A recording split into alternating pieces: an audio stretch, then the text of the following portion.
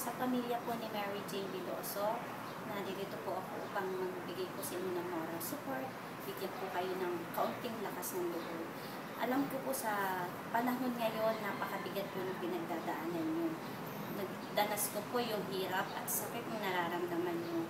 Dahil naramdaman ko rin po yan. Panahon po ng pinaglalaban po namin at nais po namin maisalba ang buhay ng aking inang si Flor Contemplacion. Napakahirap po talaga ng ganyan na sa ngayon po nangangapa pa po kayo dahil isa't dalawa pa po na maisalba po natin ang buhay ni Mary Jane. Pero huwag po sana kayo mawawala ng pag-asa at manalig po sana kayo sa Diyos. Kasi hindi naman po ito bibigay sa atin ng Panginoon, hindi naman po natin ito kaya. Diyan po sinusukat ng Diyos kung gaano po yung faith natin sa Kanya. Lakasan lang po natin. Dalawang anak naman po ni Mary Jane.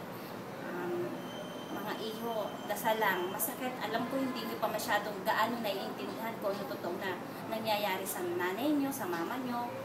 Mahirap kasi nasa murang edad pa kayo pero unti-unti mauunawaan nyo at lagi nyo lang isipin mahal na mahal kayo ng nanay nyo at kaya lumayo at ng ibang bansa sa Mary Jane para sa pabigyan kayo ng magandang kinabukasan.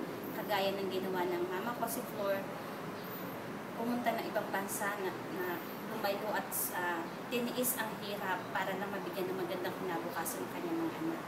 Pero sa kasawiang palad, nakulong at binitay sa Singapore 20 years ago. Hanggang ngayon po nandito pa rin yung pain.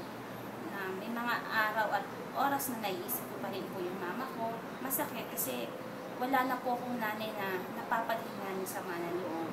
Wala na po akong nanay na pwede kong lapitan kung may problema ako. Kaya kung may mga dinananas man po ako ngayong mga problema, litrato na lang po ng aking ina ang nagiging sandalan ko at nagiging labasan ng mga problema ko. Sa nanay ko at magulang ni Mary Jane, sana po